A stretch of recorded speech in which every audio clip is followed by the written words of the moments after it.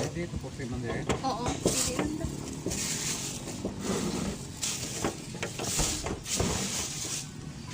Nami na sir sa bawan ang ano sa takway bala. And then, Ini takway kaya kangkong batuan.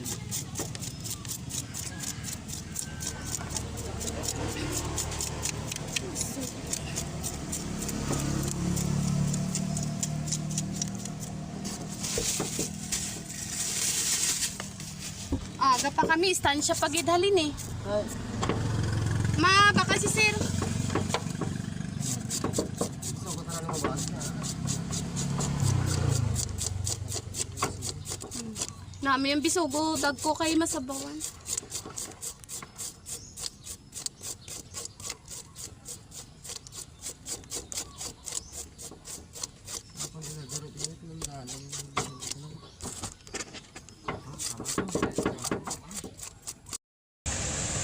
Friday na naman mga kaisdaan. Ito po yung ating isda na galing sa istansya mga kaisda is pakol mga kaisdaan. Mayroon tayong pakol mga kaisda, 160 lang ang kilo. Pwede mo isugba at tituhin ang ating pakol.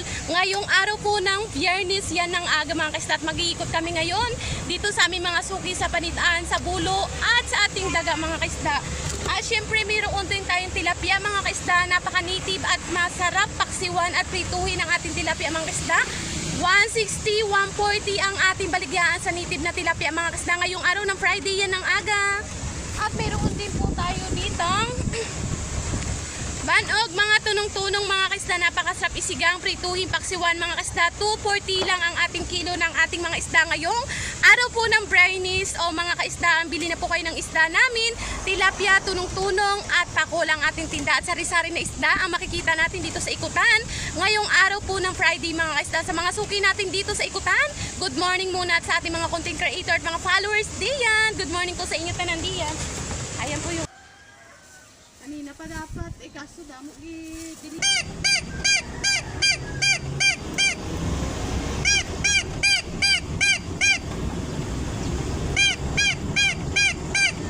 Lang. Tatlo ka bilog na? Tatlong kilo nga birthday ma'am. Ano? Tagpi lang. 150 lang. Saya lang para makita, hindi makita. Bakal ito, di yung pakol kag. Birthday luhi kay ma'am. Pila? Ang pasayan, di pila. 150. Ang pasayan, 175 sir, 350. 240 lang. 315 kilo? Oo. 240 lang, boss. 340 lang. Ang ano? Sa dumangin ka. Ano, pakulo? 151.